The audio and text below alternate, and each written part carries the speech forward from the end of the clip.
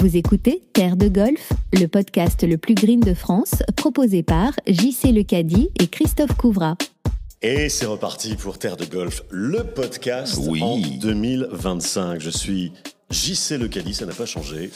Je suis Christophe Couvrat. Et Christophe Couvrat, c'est... Le saint. Ah, c'est bon ça, JC. On commence bien sur de bonnes bases là. Ah, je pense que là, on est parti, on est remonté comme des pendules, quoi. Meilleurs vœux, mon JC. Tous mes vœux, ça a bien commencé. 2024, c'est bien terminé. Oui. Et 2025, sur des rails. Ah oui. On aura encore de belles surprises à vivre ensemble. Tiens, avec le sein ou sans le sein, mais on sera tous ensemble, bien sûr. Alors, Christophe, si on devait faire un petit bilan de l'année 2024, on va dire que l'événement pour la France, ça a été ce plateau aux Jeux Olympiques. Oui, les Jeux Olympiques, oui, un gros plateau. Les meilleurs mondiaux, aussi bien chez les filles que chez les garçons. Malheureusement, à part Victor Pérez qui a échoué au pied du podium, mais c'est vrai que les performances de Mathieu Pavon et Céline Boutier n'étaient pas à la hauteur. Mais ils ont bien brillé sur le circuit. Oui, non, très bonne. Le golf, c'est ça, c'est un sport qui est fait de haut et de bas. On enchaîne les dents de scie. C'est très compliqué de rester au sommet pendant très longtemps. Donc, quand on le sait, ça va mieux. Quand on le découvre, quand on le prend de plein fouet, c'est un peu plus compliqué. Mais c'est ça le golf. Il n'y a que des extraterrestres comme Tiger Woods ou Arnold Palmer ou des joueurs comme ça qui ont pu rester au très haut niveau très longtemps. Jack Nicklaus, évidemment, le recordman du monde de victoire en Grand Chelem.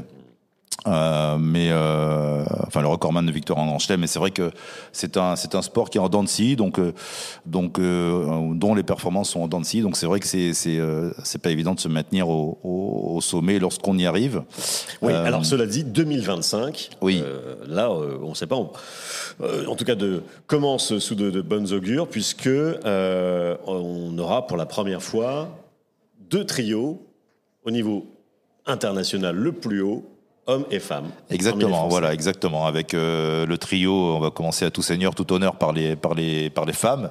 Donc Céline Boutier, Pauline Roussin-Bouchard et Adela Tchernoussek. Oui. Qu'on connaît à travers son papa dans Terre de Golf. Voir l'un des précédents épisodes, puisqu'on était avec son papa, effectivement. Exactement. Donc elle a... Loudec, et qu'on avait rencontré au Provençal, au golf le Provençal, à Sophie Antipolis. Exactement. Et elle confirme. Elle confirme. Elle a réalisé une performance incroyable. On a du mal à réaliser ce que ça représente en France, mais elle a remporté le championnat universitaire américain, le championnat NCAA. Quand on connaît le niveau du sport universitaire aux États-Unis, quel que soit le sport, que ce soit un sport collectif ou un sport individuel, c'est une sacrée performance qu'a réalisée la petite Adela. Son papa peut être fier. Oui, le papa, de toute façon, il y a un pédigré de sportifs de haut niveau. Le papa, 248 ou 250 sélections en équipe nationale de volleyball pour la République tchèque. Ouais. Donc, il y a quand même un pédigré de sportifs de haut niveau. Et puis donc Adela, on va suivre ça sur le circuit américain aux côtés de Pauline et de Céline, bien évidemment. Et Adela qui a un petit frère aussi qui cartonne pas mal, qui marche plutôt bien, qui a 13-14 ans, donc qui suit les pas de sa grande sœur. Oui, et puis côté garçon, donc Mathieu Pavon toujours, mais il est rejoint par 2 autres. Oui. Victor Pérez qui sera là, comme en 2024, et puis Antoine Rosner, le Parisien, sociétaire du Racing Club de France. Sociétaire, c'est un terme, c'est très journaliste sportif des années 80, ça je trouve. Oui, c'est très aristocratique. Voilà. Ouais. Et puis donc c'est un peu la noblesse du golf français, le Racing. Mais bon, un club qui a fourni beaucoup de champions dans le golf tricolore. Et donc ce trio Pavon, Pérez, Rosner, qui sera sur le circuit américain. Romain Langasque a loupé le coche de peu, mais c'est sûrement, ça ne saurait tarder. Il est sur la très bonne voie, Romain Langasque, d'une régularité exemplaire. Romain Langasque qui qui fait partie aussi de l'équipe d'Europe continentale qui joue contre les îles britanniques cette semaine. On enregistre, on est le 9 janvier aujourd'hui. Oui, début d'année. Voilà, exactement. Il y a ce qu'on appelle la Team Cup à Abu Dhabi. Donc on va suivre ça parce que c'est bien. Il y a quand même 3 Français, donc Rosner, Pavon et Langas qui y sont. C'est une sorte, c'est pas une Ryder Cup, mais c'est un peu la même formule que la Ryder Cup, sachant qu'il y a une Ryder Cup en septembre. Et donc c'est de bon augure qu'il y ait 3 Français qui aient été sélectionnés pour cette épreuve, parce que ça peut signifier qu'il y aura peut-être au moins un Français en septembre lors de la Ryder Cup, donc le match États-Unis-Europe qui a lieu cette fois-ci à New York. Vous écoutez Terre de Golf avec l'agence Dimino Properties. dimino-properties.kw.com. Bien, Christophe. Et avant de retrouver donc notre premier invité de l'année, Julien Brun. Oui. Rapide portrait, tiens, de ce sportif français. Julien Brun, un Azuréen, donc qui a grandi sur la Côte d'Azur, qui a appris le golf à Antibes. Il a sillonné tous les parcours de la région PACA, et puis il est parti aux États-Unis. Dans une université américaine. C'est là qu'il a réellement décollé, et ensuite un sacré joueur du circuit européen, malheureusement stoppé en plein vol l'année dernière, donc en 2024, par une blessure au poignet qu'il a handicapé pendant de longs mois. Donc on va en parler avec lui dans Terre de Golf. Terre de Golf, la suite, place à l'interview. Allez, on prend la direction de Dubaï, où nous attend notre premier invité de l'année. Christophe, il s'agit de Julien Brun. Salut Julien. Salut. Alors Julien Brun, pour ceux qui ne le connaissent pas, c'est un grand talent du golf français, mais qui a été dont l'ascension, si je puis dire, a été coupée net en quelque sorte en 2024 avec une blessure au poignet. C'est ça, Julien, je me trompe pas, hein? Ouais, c'est ça. Fracture de fatigue à la muscle. Aïe. Alors, dans le détail, justement, c'est quoi? C'est un petit os? Ouais, c'est le petit os, c'est le petit os crochu qu'on a dans la main, là, dans la paume de la main, là. Et donc voilà, petite fracture à la base de l'os. Justement, alors raconte-nous un peu, t'étais en République tchèque, parce que ta copine est tchèque. Ouais, elle est slovaque, mais c'est le pays voisin, donc ils parlent la même langue, et ouais, on était basé là-bas depuis 5 ans. Puis là, petite nouveauté en déménageant à Dubaï là, sur la nouvelle année pour profiter un peu du beau temps et des parcours pour m'entraîner plus, ouais. Et donc voilà, tu t'entraînais donc en République tchèque. Tout allait très bien finalement, hein, ça se passait très très bien. Tu avais tes habitudes là-bas, t'appréciais beaucoup Prague. Ouais, tout allait très bien. Ouais. Prague, j'apprécie toujours et on va y retourner quelques mois dans l'année, ça c'est sûr. Voilà, c'est juste qu'à un moment là. En fin de saison dernière, ça me semblait évident que pour continuer de progresser et puis surtout progresser au petit jeu, au chipping, au putting, tout ça, c'est important d'avoir des bons greens et des bonnes conditions le plus souvent possible. Et ça malheureusement, je l'avais pas à Prague vu que en hiver les golfs ferment pendant un bon 5 mois. Donc sans green, pas de chipping, pas de putting, donc on est limité. Moi, ce qui m'intéresse, c'est Jean-Christophe qui parle. JC le caddie. Quand on est comme ça en convalescence plusieurs semaines, voire plusieurs mois, dans la tête d'un sportif professionnel, ça doit gamberger grave, non? Ouais, c'est clair. Ça gamberge. En plus, moi, déjà de base, je gamberge pas mal. En plus. Donc ouais. Après, les moments où ça gamberge le plus, c'est les moments d'incertitude, c'est les moments où on sait pas forcément, on a mal, mais on sait pas exactement ce que c'est. Ouais. Le diagnostic, il est pas si simple que ça à trouver. Après, on nous propose des solutions ou une opération ou pas. Mais bon, ça, c'est des sujets où on n'y connaît absolument rien. Ouais. Donc ça, c'est pas facile de réfléchir, de prendre des décisions là-dessus. Puis après, il y a tout le process de retour là où je suis en plein dedans, où il y a des jours où tout va bien et il y a des jours où ça fait mal après un certain nombre de frappes. Ouais. Donc voilà, il y a un peu un petit ascenseur émotionnel, et dans le cerveau, il y a pas mal de choses qui peuvent se passer. Donc là, Julien, aujourd'hui, est-ce que vous vous considérez être à 100% de vos capacités? Non, pas encore. sur les bonnes journées, oui, il n'y a pas de problème. Sur les bonnes journées, il n'y a pas de problème. Je peux taper à 100%. J'ai une bonne vitesse. J'ai autant de vitesse, voire plus que ce que j'avais, là, quand je me suis arrêté en milieu de saison dernière là. Donc de ce point de vue-là, oui. Après, le problème, c'est de pouvoir enchaîner les journées et de pouvoir encaisser aussi les charges de travail qui sont nécessaires pour être performant. Parce que oui, taper 30 balles et jouer 6 trous par-ci par-là, c'est pas un problème. Mais taper 60, 70 balles, une centaine de balles et de le faire 5-6 jours de suite avec des 18 trous à répétition, ça c'est autre chose. Et là, je suis encore loin du compte là-dessus. Le golfeur Julien Brun est l'invité du podcast Terre de Golf avec le soutien de l'agence Dimino Properties. Qu'est-ce qui vous manque? Qu'est-ce que vous travaillez justement concrètement, qu'on rentre un peu dans les détails? Quelles sont les parties du jeu où vous sentez que vous avez le plus de difficultés? Le plus dur, c'est de frapper fort. Ce qui manque surtout, c'est de jouer. C'est pas forcément une partie du jeu ou pas. C'est aujourd'hui, j'ai fait 18 trous, j'ai pu faire 18 trous. J'ai pris des anti-inflammatoires dans la partie. J'ai pu faire 18 trous, très bien. Mais c'est juste de rejouer. Voilà, on a du vent, il y a des vents latéraux, il y a du vent droite-gauche, du vent gauche-droite. C'est reprendre les habitudes. Cette balle, je la fais sortir là. Ce coup-là, je joue comme ça.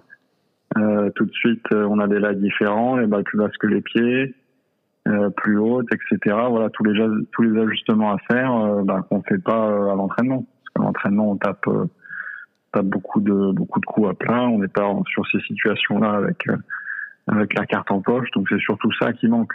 Après, le reste, le swing, je sais ce que j'ai à travailler. Le putting, ça va bien. Le chipping aussi. Donc, tout séparé, il n'y a pas de problème. Maintenant, il faut le mettre ensemble sur une partie de golf. Et puis surtout, ce qui manque vraiment, c'est être capable d'enchaîner 5-6 jours de suite comme une vraie semaine de tournoi. C'est surtout ça qui manque. Oui, donc ce qui vous fait du bien, c'est de jouer des parcours, justement, de se mettre en condition de jeu, comme dans un tournoi. Ouais, ça vous fait du bien, ouais. Ça fait du bien, ça fait un peu... c'est dur. Ouais. C'est dur, je me rends vite compte que maintenant, il y a des choses, il y a des manques, il y a des choses où j'ai plus forcément l'habitude, il y a plein de moments, il y a des moments à gérer, il y a des décisions, il y a certains drapeaux qu'il faut pas les chercher, il y a certains coups qu'il faut pas faire. Voilà, être patient et puis laisser venir.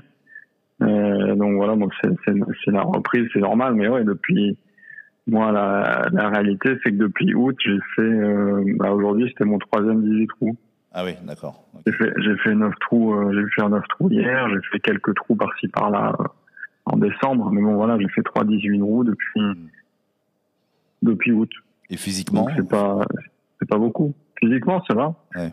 Physiquement, ça va. C'est juste, physiquement, du coup, toute cette période, ça m'a aussi permis de travailler le physique, de faire pas mal de choses différentes. Et non, physiquement, ça va. C'est juste le poignet qui doit être capable d'encaisser la charge de travail et l'entraînement. C'est juste ça, la dernière étape. Si jamais vous sentez que vous n'y arrivez pas, enfin pas que vous n'y arrivez pas, mais que votre poignet ne tient pas le coup, quelles seraient les options? Je sais pas. On n'y est pas encore là à cette option-là, mais ouais, une fois que on verra, parce que pour l'instant on parlait du physique. Voilà, le gros point difficile, c'est au niveau du poignet, mais c'est aussi lié à tout. Enfin, de mon épaule jusqu'à la main, c'est très faible. Et parce que bon, cette année, j'ai quand même eu, au total, j'ai eu plus de 3 mois et demi d'arrêt. Donc ça fait quand même 3 mois et demi. Quand je dis d'arrêt, j'ai eu 3 mois et demi d'immobilisation vraiment, où j'ai immobilisé le bras gauche complètement. Donc ça fait quand même 3 mois et demi où je l'ai pas utilisé. Mine de rien, on perd beaucoup de force. Il y a beaucoup de muscles qui sont pas utilisés, et donc j'ai rattrapé de ce point de vue-là. une fois que j'aurai rattrapé de ce point de vue-là, si j'ai toujours mal, bon bah là faudra envisager quelque chose d'autre. Mais on n'y est pas encore. Alors Julien Brun, encore merci d'être avec nous dans Terre de Golf. Si je ne m'abuse, vous êtes un joueur de draw, c'est bien ça? Comment, pardon? Si je ne me trompe pas, vous êtes un joueur de draw plutôt qu'un joueur de fade. Ouais, c'est ça. Alors, bonne info. Voilà, donc traduction, Christophe. Le draw, c'est un effet droite-gauche et le fade, un effet gauche-droite. Voilà, c'est un peu la différence entre Julien Brun et Mathieu Pavon, parce que Mathieu Pavon, lui, est un joueur de fade plutôt. Ouais, on n'a pas on n'a pas les mêmes start lines. On voit pas les balles de la même façon. C'est ça. Mais c'est vrai que sur le circuit, il y a peut-être une majorité de joueurs de fade finalement, non?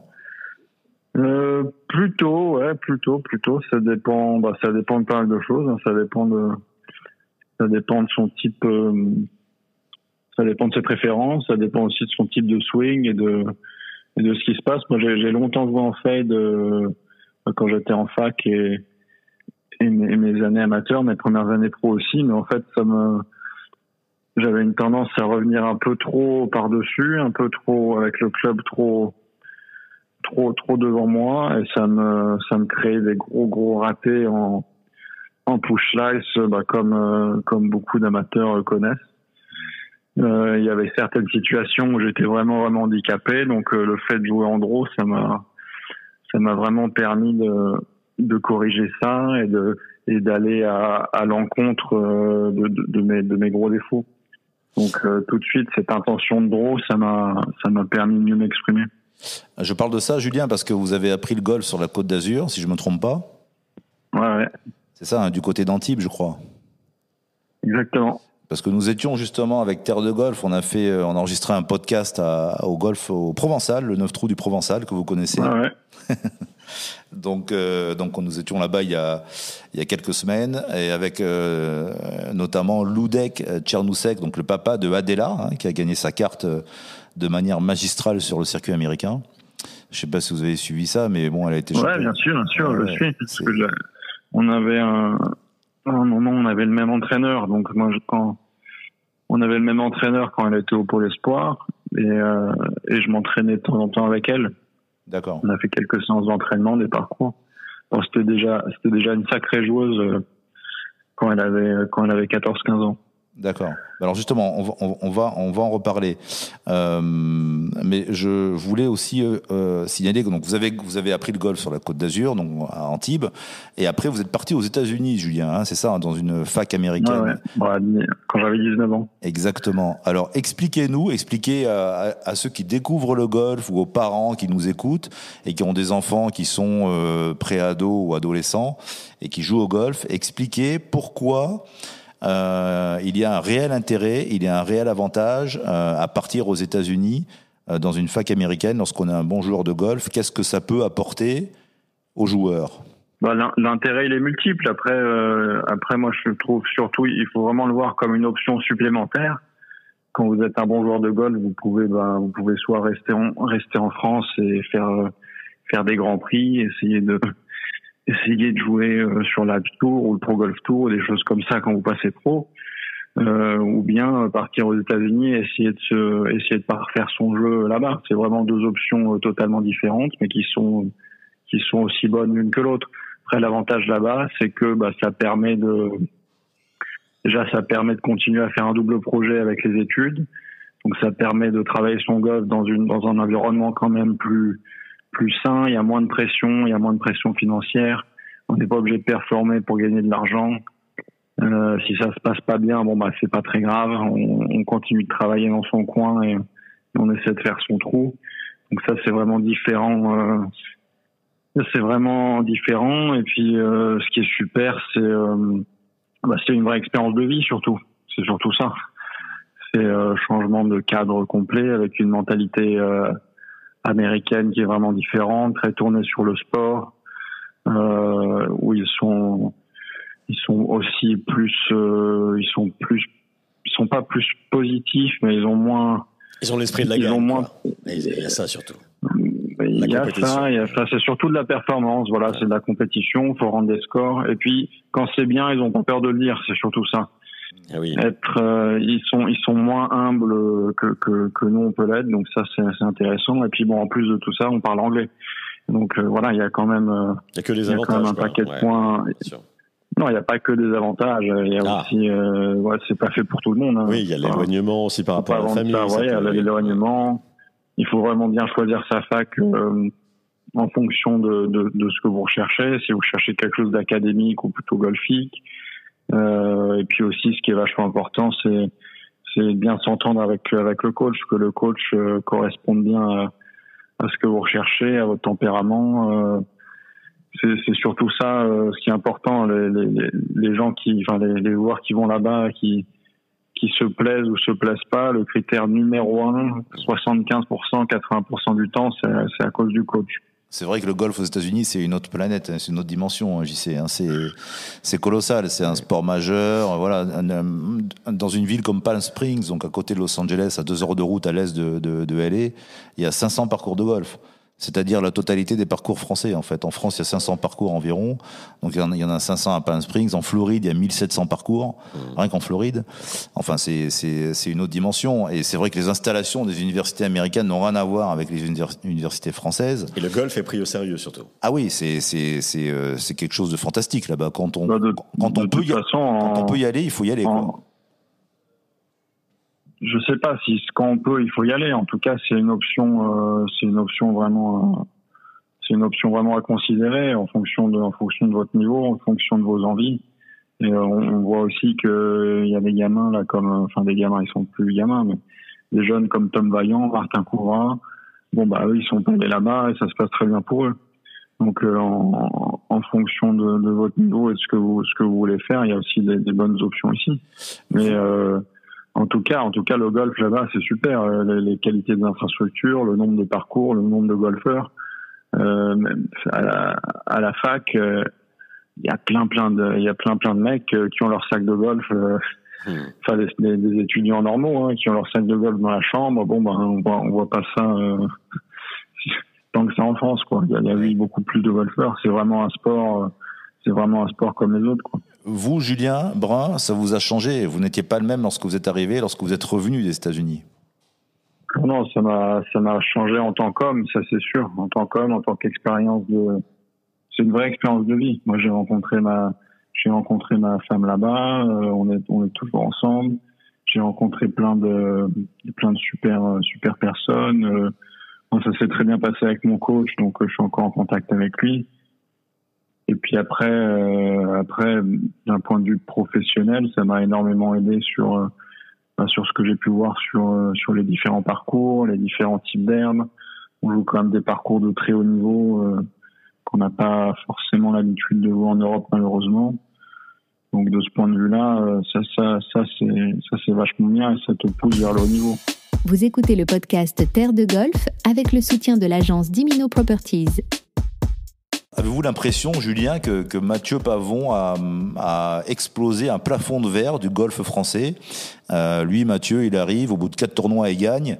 On a l'impression que ça y est, enfin, tout est possible pour les Français que vous êtes. Ouais, c'est sûr. Je sais pas, c'est un élément déclencheur pour les autres, mais en tout cas, ce qui est sûr, c'est que dans l'ensemble, la dynamique, elle est positive depuis un petit moment et les bons résultats s'enchaînent avec beaucoup de joueurs différents. Donc c'est vachement bien.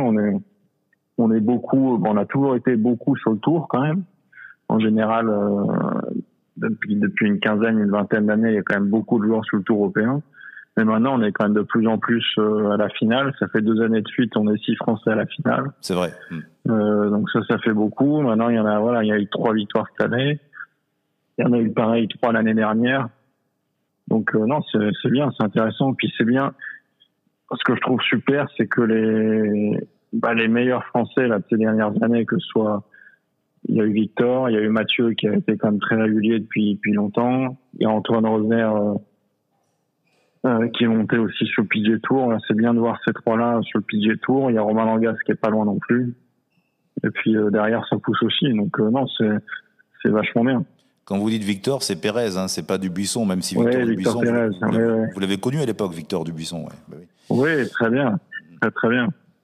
Ça reste aussi quelqu'un qui a ouvert des portes, Victor Dubuisson, parce qu'on se souvient quand même de ses performances. Énormément. Victor, ça reste celui qui a fait les meilleures performances au niveau mondial et d'assez loin. Entre la Ryder Cup, entre la finale du match play et puis tout ce qu'il a fait à côté. Il a quand même fait un paquet de coups d'éclat. Et puis sur la durée, donc non, Victor, il a fait beaucoup de choses, mais quand il était, par exemple, quand il était au plus haut niveau, il y avait quand même beaucoup moins de joueurs qui étaient dans le top 30 ou dans le top 50 européen à ce moment-là.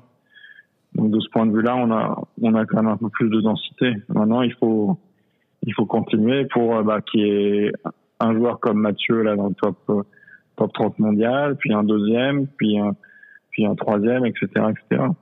C'est comme ça que ça va se passer. Julien Brun, on va revenir à l'actualité, votre actualité d'ailleurs, maintenant que vous pouvez quand même vous projeter dans le calendrier de cette année 2025. Comment est-ce que vous voyez cette saison ? Quelle serait votre première priorité, votre premier choix ? Monter en gamme progressivement, chauffer un peu plus lentement, c'est ça, plutôt le but. Malheureusement, j'ai pas vraiment de tournoi de reprise ou de tournoi en tête. Le plan, il va être de reprendre progressivement, idéalement le plus tôt possible. Quand je dis le plus tôt possible, ce sera peut-être au Qatar ou au Kenya. Et de reprendre progressivement là sur ces tournois internationaux, tournois en Afrique et en Asie, d'en faire 4-5 et en faire 4-5 pour pouvoir être capable de vraiment commencer à jouer plus de tournois quand on va revenir en Europe. Julien, un mot sur cette année 2025. Qu'est-ce que vous souhaitez pour le golf français ? Donc on le rappelle, 3 Français sur le circuit américain, sur le PGA Tour, Pavon, Rosner et Pérez, et 3 Françaises chez les filles sur le circuit américain également. Donc Pauline, Céline et Adela. Qu'est-ce que vous souhaitez, sur qui vous mettriez un petit billet pour une victoire outre-Atlantique cette année? Tiens, Julien Brun. Chez les filles, moi j'aimerais bien que Pauline enchaîne avec ça. Elle a fait une très belle saison là sur le LED. Elle a eu un moment un peu plus difficile. Donc ce serait bien qu'elle continue et puis elle est vraiment capable de gagner aux États-Unis, il n'y a aucun doute, donc ça, ce serait super. Bon, Céline, on sait déjà qu'elle est capable, donc elle peut très bien réitérer de ce côté-là. Et puis chez les garçons, moi j'aimerais bien que n'importe, que les 3 gagnent, ce serait bien. Les 3 au moins un tournoi, ça je pense qu'ils signent tout de suite. Voilà. Christophe, tu veux nous faire un petit quiz, je crois. Allez, c'est parti. Réservé à Julien, c'est parti. Terre de golf, le quiz par Christophe Couvrat. Julien Brun, Rory McIlroy ou Scotty Scheffler? McIlroy. Jack Nicklaus ou Tiger Woods? Tiger. Arnold Palmer ou Gary Player? Arnold Palmer, que j'ai eu la chance de le rencontrer juste avant qu'il décède malheureusement, mais en faisant la Palmer Cup, la dernière Palmer Cup où il a assisté, j'y étais en jouant avec Joël Stalter, on a une belle photo avec lui, un moment sympa. Ah, génial. Mathieu Pavon ou Victor Pérez? C'était quoi ça? Bon, vous avez droit à un joker. Ça, j'ai le joker là. Antoine Rosner ou Romain Langasque?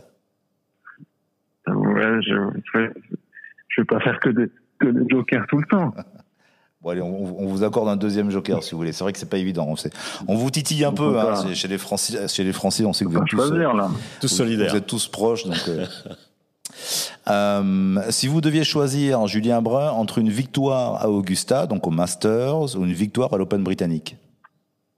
À l'Open britannique. Pour quelle raison d'ailleurs? Parce que j'adore l'environnement qui règne. J'adore quand ils annoncent le vainqueur, là, quand ils disent le Champion Golfer of the Year. Ça, j'adore. Et puis la remontée du 18, ça c'est mon rêve ultime de remonter ça en étant en tête, ce serait un grand moment. Donc c'est votre tournoi du Grand Chelem préféré, donc. Ouais, en tout cas, c'est cette remontée du 18 là, c'est vraiment quelque chose qui me fait vibrer.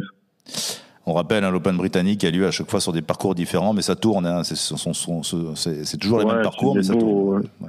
C'est des beaux parcours. À choisir entre l'US Open et l'USPGA. L'US Open. Vous êtes plutôt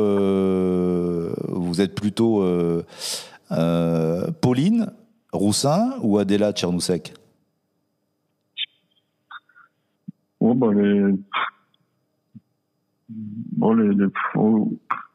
Ça c'est une bonne question, mais pas plus l'une que l'autre. J'apprécie les deux pour différentes raisons, mais j'ai partagé des moments avec les deux. C'est des super filles, et puis surtout elles jouent très bien au golf, donc j'espère qu'elles vont bien performer. Ouais. Est-ce que vous préférez jouer un lob shot ou un fade avec un arbre en plein milieu entre votre balle et le green, un fade assez compliqué à jouer, ou un lob shot avec 2 mètres pour arrêter la balle? Je préfère un fade autour d'un arbre, mais un beau lob shot, ça fait plaisir aussi quand même. Ok, parfait. Et puis dernière question, Julien, si vous deviez choisir entre une place en équipe européenne de Ryder Cup ou un succès en Grand Chelem? Je pense, ça dépend quel Grand Chelem, je pense. Mais non, mais ça, de toute façon, moi, c'est mes deux rêves ultimes, c'est la Ryder Cup et un Grand Chelem, donc c'est dur d'en mettre un ou l'autre. Mais je pense que de gagner un Grand Chelem, ça peut permettre de jouer une Ryder Cup. Bah, c'est sûr. Voilà, on va faire un Grand Chelem. Un Grand Chelem, il y a un palmarès avec des noms incroyables. Vous allez me dire en Ryder Cup. Oui. Après, une Ryder Cup, c'est une expérience unique avec des émotions de dingue que je pense qu'on ne peut pas vivre ailleurs. Donc, c'est vache vos questions là. Eh ben oui, non mais c'est le but un peu. Hein. Ça fait pour. C'est bien, c'est réussi. Bon, en tout cas, merci beaucoup, Julien Brun. Merci encore. Et bonne convalescence et bon retour à la compétition. Ouais, merci beaucoup. Massif, et on vous souhaite. Eh oui, une victoire sur le Tour européen. Voilà, c'est ça. Merci beaucoup. À bientôt. Merci Julien. Voilà, c'était très sympa cet échange avec Julien Brun. Christophe, on se retrouve donc très bientôt. C'était sympa aussi ce petit décalage avec Dubaï. On se retrouve donc très bientôt dans Terre de Golf, comme toujours. Hein, Christophe Couvra. Courant février, on va dire. Oui, exactement. On va faire un premier bilan de la saison. Un premier bilan déjà de la saison. Voilà. Ok, Christophe Couvra, je le dis juste pour les auditeurs, qui est le Roger Moore. Roger Moore. Eh oui. Le Roger Moore du golf. Je préfère être Roger Moore que Sean Connery quand même. Hein. Alors tu sais que Sean Connery et Aretha Franklin se sont mariés, non? Tu savais ça? Pardon? Oui. Non? Pourquoi? Aretha Connery. Aretha Connery. Et bien sur ce, allez, à bientôt. On se dit à bientôt. Merci encore.